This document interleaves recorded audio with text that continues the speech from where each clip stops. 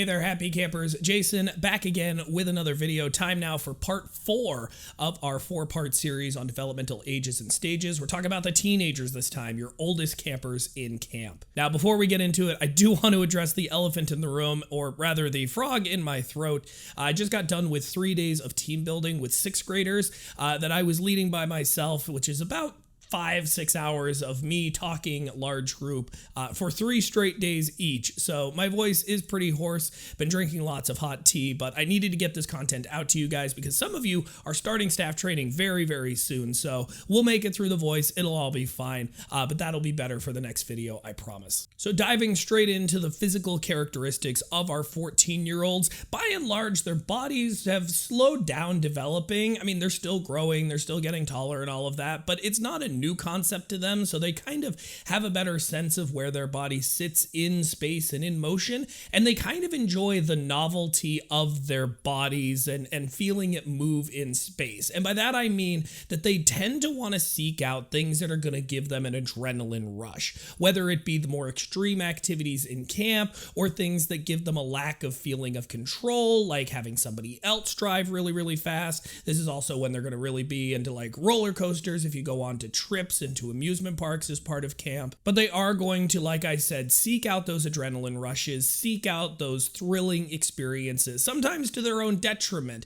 They do tend to be fairly safe with it. They tend to know their body's limits fairly well, but every once in a while they are going to push those boundaries and can get themselves in a little bit of hot water with, oh, I've gone too far. Getting back to the point, though, of them knowing their bodies pretty well at this point, they do tend to know their body's physical limits and what they are and are not capable of, or at least they think they do. So the way that this manifests itself at camp is they might not want to take on challenges that they know that they physically can't do, or at least that they think that they can't do. This can also sometimes make them hesitant to try out new experiences. Do you want to go hiking up the mountain? No. Why not? And in their head they're going, I have never hiked up a mountain before. I don't think that I can hike up a mountain, therefore I do not want to hike up a mountain. And so as their counselor, you're going to have to work with them a little bit in these situations to show them that yes, you are capable of this. I believe in you. You've done these things before that translate well to this, and to slowly but surely build that confidence in them so that they can get and do the things that you want them to do. And then my last thing on their physical attributes, and this is just a general rule, but it tends to be true at this age, is that in terms of appetites, boys at this age tend to have enormous appetites. They eat anything that you put down in front of them. They're constantly going for seconds, thirds, and fourths at mealtime, whereas girls, on the other hand, at this age tend to become pickier eaters. So one thing that you're going to want to watch for if you're a counselor for girls that are this age is making sure they're actually getting enough nutrition.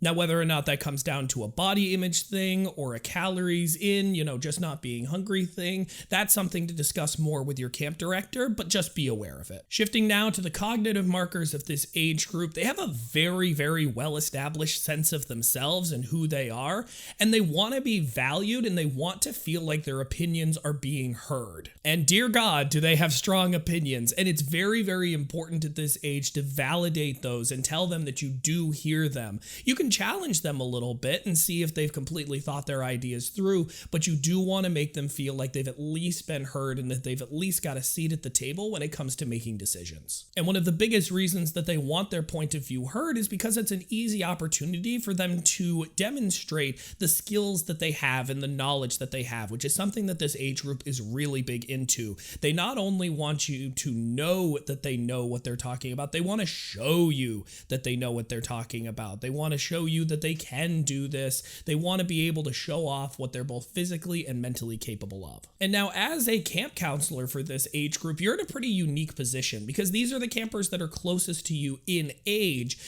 They're still going to see you as an authority figure, but whereas the younger ages saw you as this ivory tower, your word is definite, these campers are going to see you more closer to like a peer. Peer's kind of the wrong word, but they're going to see you more as somebody who's closer to them and can be more of like a big brother kind of type of role. But that being said, expect them to take a pretty heavy interest in your personal life. Campers this age tend to have a pretty idealistic view of adult life. They can't wait until they're, all grown up because all of these great things that they get to do. And so therefore, by being an adult, you therefore must have all of these great things about being an adult so lined up for you. They want to learn more about it, kind of like a younger kid learning about this awesome fantasy world that they'll someday get to go to.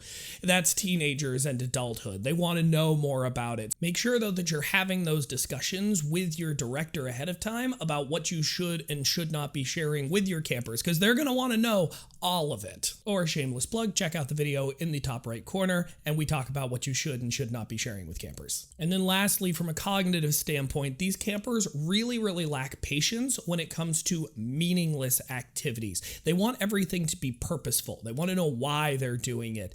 They really don't do well with activities that are just killing time or just because. Everything needs to have a purpose and a reason. Shifting over now to the social side of things, and as you probably guessed with teenagers, the social needs are gigantic with this camper group. They really care what their peers think. And how I said earlier that they kind of idealize adult life and they sort of put it on a little bit of a pedestal, well, they also tend to romanticize sexual and intimate relationships. This is the age of the grand gestures, the stereotype from the teen movie of the boombox up above the head. So they really have a romanticized view of both relationships and sex. It's this amazing thing. There's usually a big point about losing virginity that starts around this age, really hits a head around 16 years old. So just be aware of that and watch out for that. Shifting away from that now and back towards more campy kind of things, these campers really want to set their own goals. Remember, they're very autonomous. They want to demonstrate their knowledge and they want to show you what they know. They really want to set their own goals and objectives because remember, they think that they know best what they're capable of and what they can do. So let them set their goals. Give them the parameters, but you have them tell you what they're capable of and go, okay, great. Let's do it. And then if at all possible, these campers really want to seek out adult leadership roles. And you'll see this manifest itself a lot in like CIT programs. That's, the counselor. That's counselor training. Counselor is an adult role. So whereas with younger campers, you could give them a job as like a helper, you just stand next to me and help me do these things and that type of stuff. And you're basically just keeping the kid busy. No, these campers, if you're going to give them a leadership role, they want it to be an adult leadership role. You're responsible for X, Y, and Z. I'm going to come to you to make sure it's done. And if it's not done, we're going to have a talk about it. That's the type of stuff that they're craving here. So now let's talk about how to translate all of that into working with these campers and having a successful summer. First thing you're going to want to do is you're going to want to help them develop and apply their leadership skills. So put them in positions where others are going to rely on them and where they have jobs that affect the entire camp community and they can really work together to come up with a common goal that they've set themselves and that they can see through. They'll really thrive on that. You're also not going to want to be afraid to discuss bigger issues and topics. They're very aware of what's going on in the outside world and they're going to want to know what you, an adult that's an important role model in their life, what your opinion on those things are, helping them figure out what they should think. So again, have the discussion with your camp director about what you should and shouldn't discuss with them, but be aware that these topics are going to come up and what little you can share or, how deep you want to dive into it on both sides of an issue.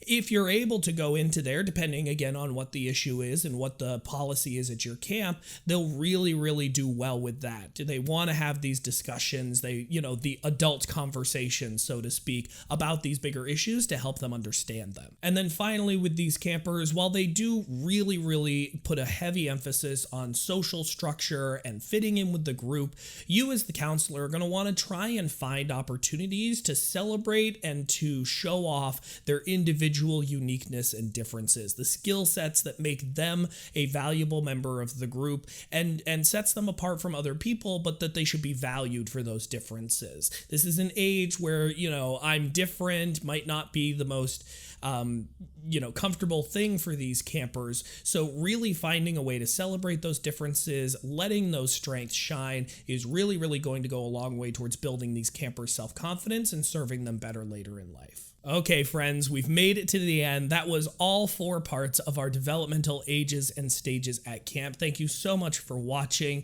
If this was part of your staff training, congratulations. You've made it through. Check it off. One part of orientation done. If you're watching this on your own, then kudos. Thank you very much. If you haven't already, please feel free to like and subscribe to the channel for tons of more content geared towards making you a better counselor.